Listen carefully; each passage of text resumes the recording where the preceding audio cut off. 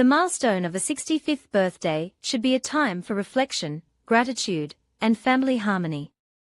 That was exactly what I intended when I spent weeks planning my mother-in-law's grand celebration. Every detail was meticulously curated, from the custom-ordered floral arrangements that mirrored her favorite garden to the hand-selected menu featuring dishes she adored. I wanted this day to be flawless, a testament to the respect I'd consistently shown her over the years, despite the coldness I often received in return. As I walked into the ballroom, the air felt thick, heavy with an inexplicable, suffocating tension. The soft jazz playing in the background seemed to mock the forced smiles of the guests. I scanned the room, searching for my husband, expecting a supportive nod, but he was busy whispering with his mother in the corner. I dismissed the growing tightness in my chest, telling myself I was simply exhausted from the logistics. I had done my part. I had played the role of the devoted daughter-in-law perfectly. Little did I know, this event wasn't designed to celebrate a birthday. It was a carefully orchestrated stage for a humiliating reveal. As I straightened my dress and smoothed my hair, I felt an eerie shift in the room's atmosphere, the calm before a storm I wasn't prepared to face. The atmosphere shifted the moment I stepped into the foyer. My husband, Mark, was standing near the entrance, but he didn't reach for my hand. Instead, his gaze darted toward the dining hall, his posture rigid and unusually defensive. When I approached, he offered a strained, tight-lipped smile that didn't reach his eyes. "You're late," he muttered, glancing at his watch, even though we were exactly on time. It wasn't the welcoming greeting I expected. It was an excuse to avoid a conversation. I moved past him, heading toward the main table, but the temperature in the room seemed to plummet.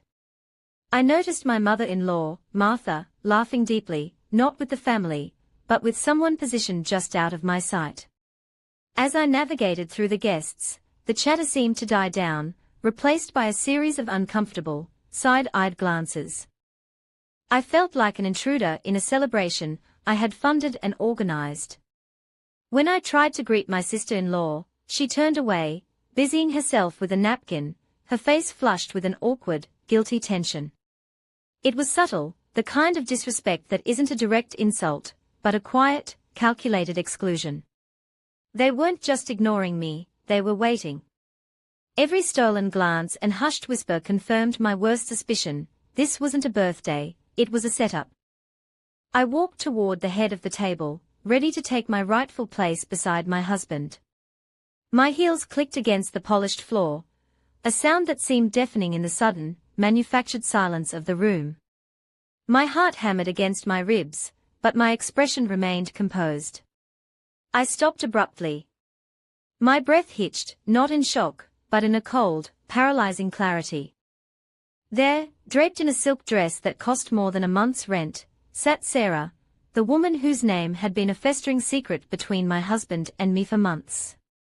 She wasn't just a guest, she was seated in the place of honor, right next to Martha.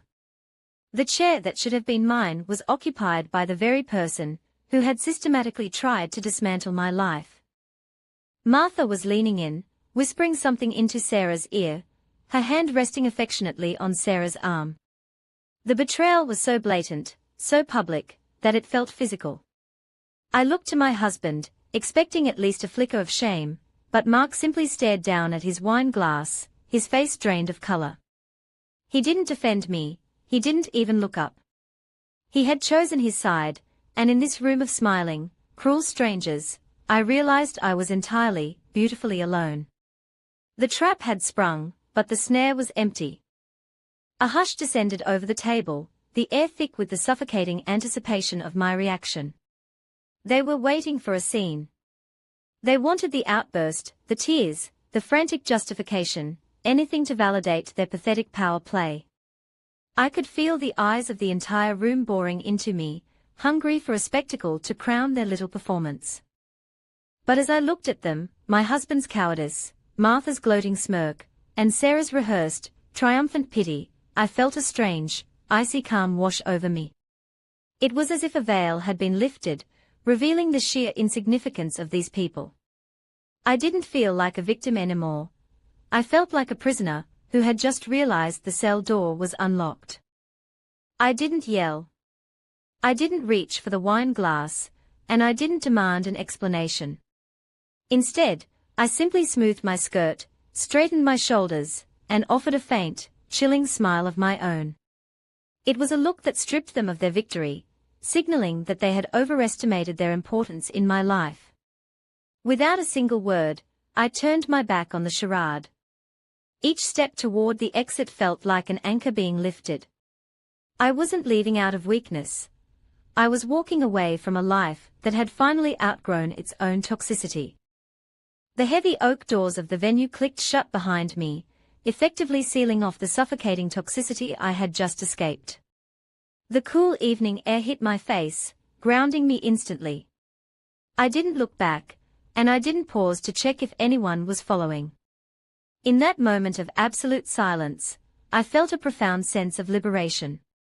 The weight of expectations, the effort of maintaining a facade for people who harbored such deep-seated malice, it all vanished. At Justice Valley, we often discuss how true power isn't found in a heated confrontation or a messy public scene. True power is the quiet, unbreakable resolve to walk away when your boundaries have been violated. By choosing to leave, I took back the narrative. I denied them the satisfaction of seeing me break, and more importantly, I finally prioritized my own peace over their performative cruelty. Looking ahead, I know this is just the beginning of a long road to untangling my life from theirs.